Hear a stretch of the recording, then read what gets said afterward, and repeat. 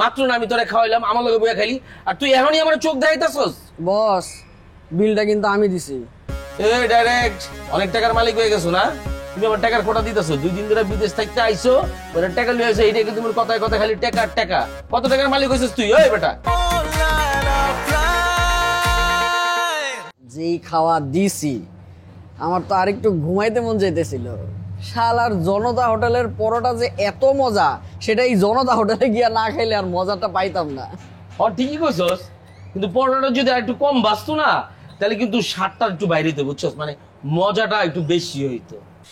সেটা ঠিক কইছেন। আবার ধর যে একটু শক্ত বেশি আছিল, আবার নরমও আছিল, আছে না, মানে দুইটা মিলে আর কি একটা জিনিসের মধ্যে আছিল আর কি। তাই নাকি? আগের নরমটাই ভালো আছিল, বুঝলি? না সেটাও ঠিক আছে, তবে বস হালুয়াটা পাইলে কিন্তু আরো মজা হইতো। তবে ডাল দিয়ে যা খাইলাম, ডালটাও কিন্তু সেই হইছে বস।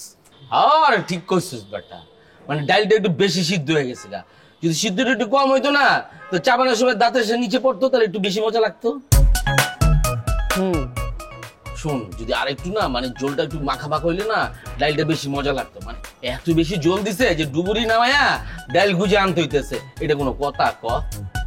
আচ্ছা, ডালটা কিন্তু মানে রান্নার পর বাগার দেয়নি, মানে 5 ফোড়ন দিয়ে বাগার। থামেন তো। এই থামতে হইব কেন?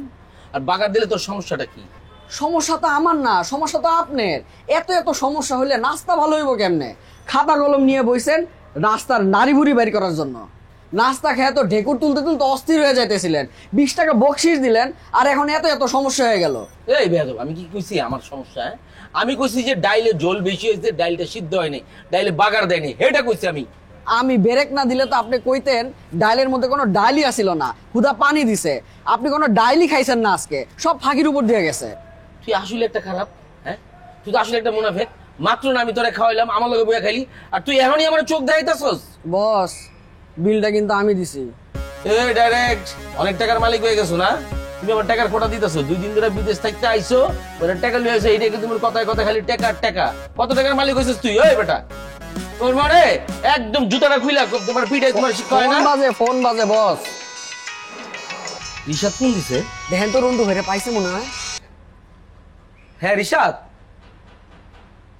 না না না, আমরা এখনো পাই নাই। আরে আমরা খুঁজতে খুঁজতে 6 নম্বরের মাথায় আয়া পড়ছি, পাইনি এখনো। আচ্ছা আচ্ছা ঠিক আছে, আচ্ছা ঠিক আছে। ডাইরেক্ট তোর লিগা এখন বড় বেটা আমার মিছা কথা কইতে হইল। আপনার লেগে মিছা কথা হইতে পারে, কিন্তু আমার জন্য না। কেন কোন তো? কেন? কারণ আমি তো চোখ কান খোলা রাখতেছি, সব সময় আমি রন্টু ভাইরা খুঁজতেছি। খুব দায়িত্ব পালন করতেছিস, তাই না? আর আমার পেট বড়, আমি হাঁটতে পারবো না, রিক্সা ডাক। ও তাই নাকি? খুব নাস্তা করছেন আপনি না? হ্যাঁ, তো নাস্তাটা কেমন স্বাদ ছিল? দারুণ, অনেক দারুণ লাগছে, বিশ্বাস কর।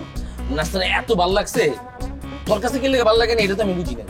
ডাইরেক্ট কিছু যে কমু। কিছু বলা লাগবো না। জনতা হোটেলের ডাল পরোটা কেমন এটা সবাই জানে। কি মুলায়ম পরোটা আর কি ডাল, বুঝো নাই? মানে কি যে একটা বাগার দিছে না ডালটা, আরে ভাই এর মতো টেস্ট তুই তো 6 মাসে কোন জায়গায় পাইছো? পাবি না। আমি জানি তো এই খাওয়াটা মানে এত টেস্ট, মানে পেটটা ভরে গেছে, আর দিচ্ছে সেই কথা। এই চিনি পারে একটা দুধ চালো।